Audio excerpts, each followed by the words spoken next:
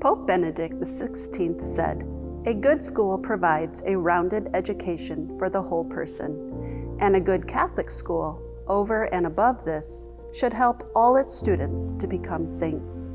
I have been privileged to work in a Catholic school for 25 years, and guided by our diocesan credo, I sincerely pray that my devotion to my students has guided each one's journey to sainthood. I am blessed with a vocation in which I can proudly and actively live and share my faith with my students each day. Beginning each class in prayer, we center ourselves in the reminder that we are indeed a community of faith, working together in this period of time to add purity to the world, subtract evil from our lives, multiply the good news, and divide God's gifts and share them with others.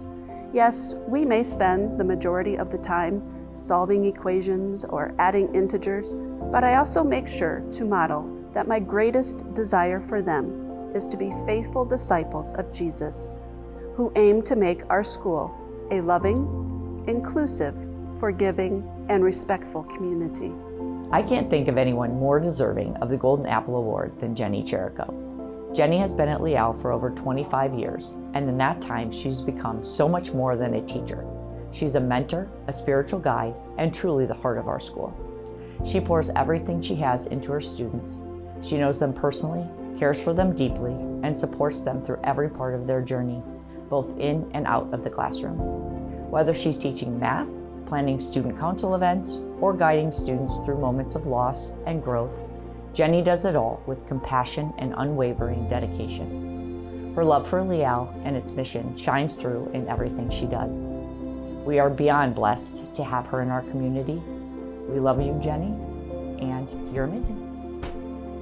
The things I love about Mrs. Chirico is that she embodies the Lial spirit, and she always cares for her students. When she's teaching her lesson, she always puts it in a way that I always understand it, and it makes it easier for me. She always takes responsibility. Like, she's always busy with something here. She's my favorite role model because, like,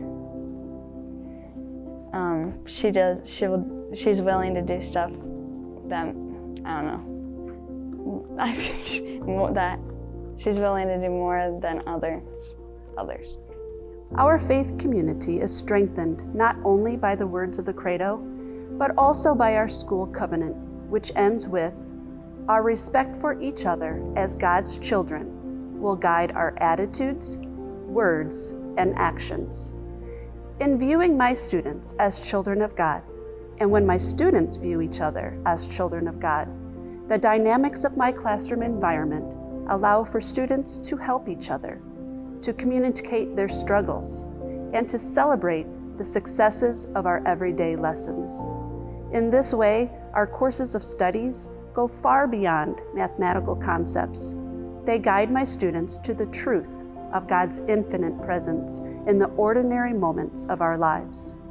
When students see God in their interactions with others, learning becomes so much more than memorizing facts or understanding the geometric theorems.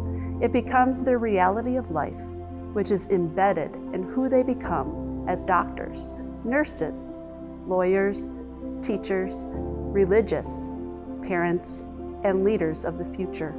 While many of my lessons are the ones I plan each week, many more of the lessons I seek to share come from the other moments of the day. It's not unusual to find my students and me loading up the boxes of canned foods we collected for a community food bank, or selling baked goods to raise money for those affected by the hurricanes or wildfires. Every Thursday, my students and I set up Mass for the school, and every Friday, we collect the weekly mission money. Caring, sharing, living, and giving are central themes to my days. I am thankful for the gift of teaching in a Catholic school. God has blessed me with many wonderful students and families who encourage me to continue ministering to the children of God and keeping the credo alive in my classroom so that my students can become lifelong learners and the saints God calls them to be.